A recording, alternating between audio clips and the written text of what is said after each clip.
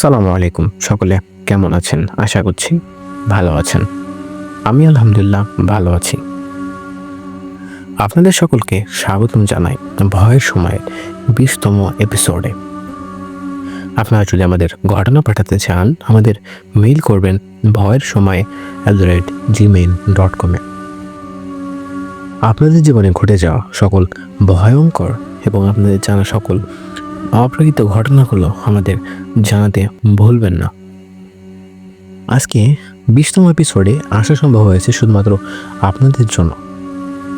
আপনাদের সাপোর্ট যদি না থাকতো আমরা এত দূর আসতে পারতাম না। পরবর্তীতেও আপনাদের সঙ্গ পাবো জানি।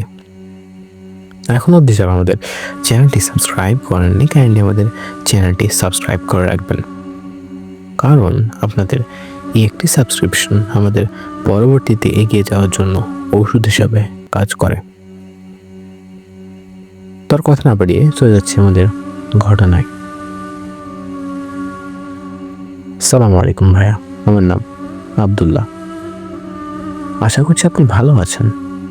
আমি আলহামদুলিল্লাহ ভালো আছি। বর্তমানে সৌদি আরব একটি বিশ্ববিদ্যালয়ে কোরআনের বিষয়ে পড়াশোনা করছি।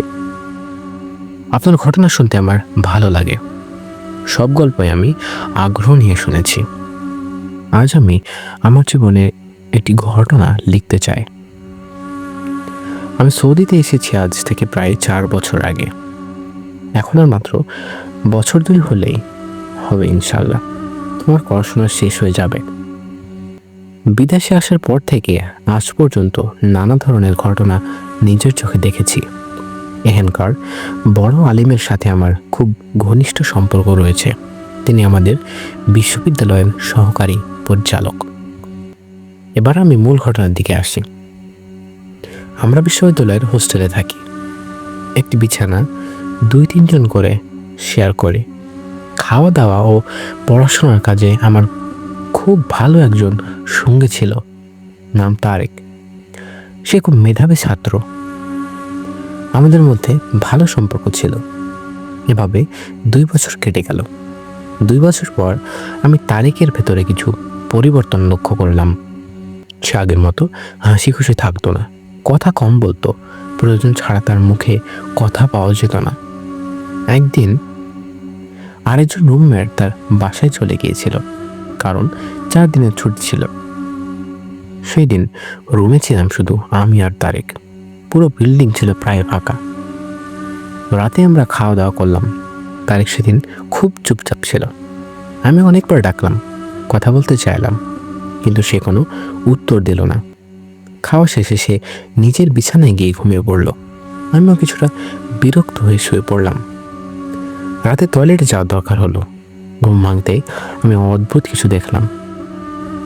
আমার পাশে তারেক মোমবাতি চালিয়ে বিছানার ওপর বসে কিছু একটা মতো বিড়বিড় করছে, পড়ছে। সে ঝুঁকে ঝুঁকে পড়ছিল। ভাষাটা আমি চিনতে পারছিলাম না, না আরবি না উর্দু। আমি তাকে ডাকলাম, তারেক, তারেক। সে হঠাৎ পড়া থামিয়ে মাথা তুলল। তুই? কি চাই তোর? কেন আমাকে বিরক্ত করছিস? কিন্তু সেই কণ্ঠস্বর তার নিজের ছিল না, খুব গম্ভীর, অস্বাভাবিক, যেন মানুষের নয়। আমি ভয় পেয়ে গেলাম। কিছু বললাম না, কারণ আমি জানতাম এই বিষয়গুলা সম্বন্ধে। চুপচাপ শুয়ে পড়লাম, কারণ বিষয়গুলো সম্পর্কে আমার ধারণা একটু ছিল বটে। পরদিন আমি আমাদের হুজুরকে সব খুলে বললাম। তিনি বললেন, সবই তো বুঝলাম, ঠিক আছে, আমি বিষয়টা দেখছি। সেদিন এশার নামাজের পর হুজুর তারেককে ডাকলেন। তিনি আগের রাতের ঘটনা জিজ্ঞেস করলে তারেক বলল, কই, কিছু হয়নি তো, আমি তো ঘুমাচ্ছিলাম রাতে।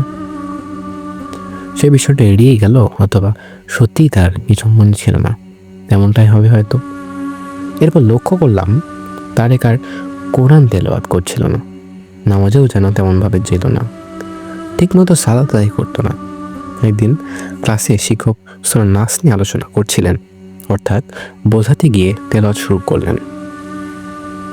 তখন দেখলাম তারেক কেমন অস্থির হয়ে উঠল, হঠাৎ চিৎকার দিয়ে ক্লাস থেকে বের হয়ে গেল। সবাই অবাক হয়ে তাকিয়ে থাকলো। এটা বিশ্ববিদ্যালয় পরিচালকের কাছে জানানো হলো। আমাদের সেই হুজুর বিষয়টা খুলে বললেন। সিদ্ধান্ত হলো তারেকের ওপর রুকাইয়া করা হবে, কারণ এগুলো স্বাভাবিক বিষয় নাই, কোনো খারাপ কিছু নিশ্চয়ই তার সাথে লেগেছে। 4 জন হুজুর মেরে তার চিকিৎসার ব্যবস্থা নিলেন। তার আগের 2 দিনে আরও কিছু ঘটনা ঘটল। একদিন রাতে ঘুম থেকে উঠলাম রুমমেটের চিৎকারে, দেখি সে কাঁপছে, আঙুল দিয়ে দেখাচ্ছে তারেকের বিছানার দিকে। তাকে দেখি তারেক আমাদের দিকে তাকিয়ে ভয়াবহভাবে বিচ্ছিন্ন রকম হাসছে। চোখের সাদা অংশ বড় হয়ে গেছে, শরীর এমনভাবে ফুলে উঠেছে যেন ফেটে রক্ত বের হবে।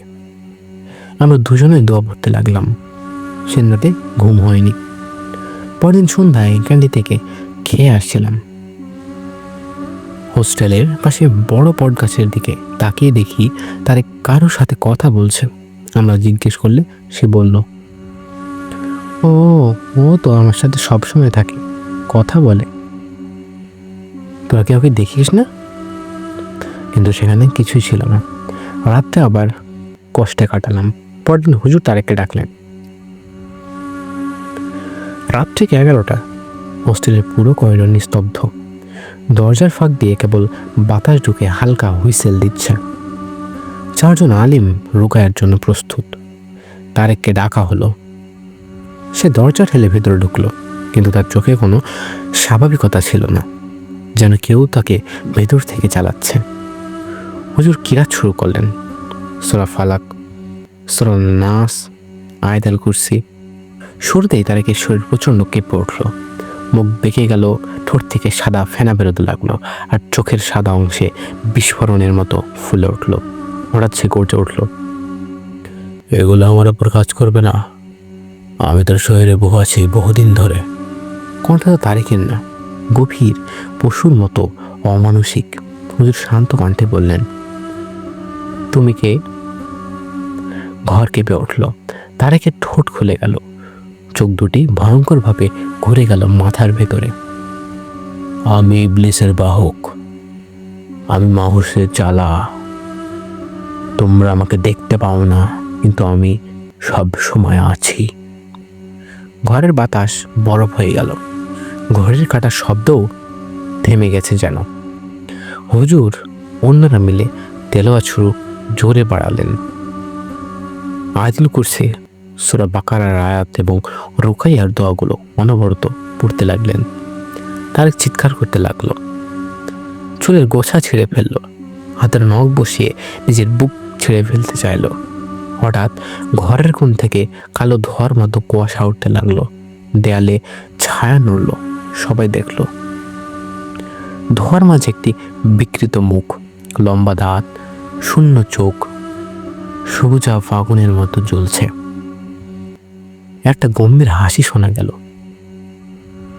এ ঘরে আমি আগে থেকেই ছিলাম।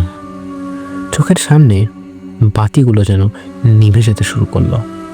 ঘর অন্ধকার, তারপর শুধু আয়াতুল কুরসির তীব্র আওয়াজ আর চিৎকার, আর কারো কাঁধার শব্দ। 2 ঘন্টার মতো রুকায়া চলল। রুকায়ার পর তারেক হঠাৎ নিস্তেজ হয়ে পড়ে গেল। সকাল হলে সে চুপচাপ বসেছিল, মুখ শান্ত, চোখে স্বাভাবিকতা। হুজুর ধীরে বললেন, এখন সে মুক্ত। কিন্তু এই সত্তা এ জায়গা ছাড়েনি। রাতে হোস্টেলের করিডোর দিয়ে হাওয়া বইলে কেউ যেন শুনে গম্ভীর হাসি, কেউ যেন ফিসফিস করে বলছে, আমি এখানে আছি। আর বটগাছটার দিকে কখনো তাকায়নি। বিষয়গুলো এভাবেই যেন একটি ধাঁধার মতো আমাদের কাছে চলে এসেছিল। সে বর্তমানে একটু চুপচাপই থাকে, চেষ্টা করছে সাধারণ জীবনে চলে আসার। আগের মতো তার তেমন আর হাস্যোচ্ছলতা চেহারা আমরা দেখতে পাই না। আমাদের সঙ্গে ধীরে ধীরে মিশতে চায় তাদের সঙ্গে। তার সঙ্গে আমরা বন্ধুরাও একটু বেশি সময় দেওয়ার চেষ্টা করি। পরবর্তীতে তার সঙ্গে কোনো ঘটনা ঘটেনি, আমাদের সঙ্গে তেমন কোনো ঘটনা ঘটেনি। এরপরে আমার জীবনে এমন অনেক ঘটনা আমি দেখেছি যেগুলা পরবর্তীতে ইনশাল্লাহ কোনোদিন আমি পাঠিয়ে দিব। আর ঘটনাটি যদি সিলেক্টেড হয় আমাকে জানাতে ভুলবেন না ভাই। আমার কাছে ঘটনা আছে, আবার অবসরে কোনো এক সময় পাঠাবো। আসসালামু আলাইকুম। এই বলে তিনি তার ঘটনা শেষ করেছেন। আপনাদের কাছে ঘটনাটি কেমন লাগলো দয়া করে আমাদের জানাবেন। ঘটনাটি ভালো লাগলে আমাদের কমেন্ট করতে ভুলবেন না, এবং ঘটনাটি যদি খারাপ লাগে আমাদের জানাতে ভুলবেন না। আবারও একবার জানাই, আমাদের 20তম এপিসোডে আসা সম্ভব হয়েছে শুধুমাত্র আপনাদের সাপোর্টের জন্য। আশা করছি পরবর্তীতেও এইভাবে আপনি আমাদের পাশে থাকবেন, এবং যারা এখন অবধি আমাদের চ্যানেলটি সাবস্ক্রাইব করেননি দয়া করে আমাদের চ্যানেলটি সাবস্ক্রাইব করে দেবেন, কারণ আপনাদের একটি সাবস্ক্রিপশন আমাদের পরবর্তীতে এগিয়ে যাওয়ার জন্য ওষুধ হিসাবে কাজ করে। আপনার জীবন সকল জানা ঘটনাগুলো আমাদের মেল করতে ভুলবেন না। পরবর্তী এপিসোড অবধি আপনারা সুস্থ থাকবেন, অনেক অনেক অনেক বেশি ভালো থাকবেন, এবং ভয়ের সময়ের সঙ্গে থাকবেন। আসসালামু আলাইকুম।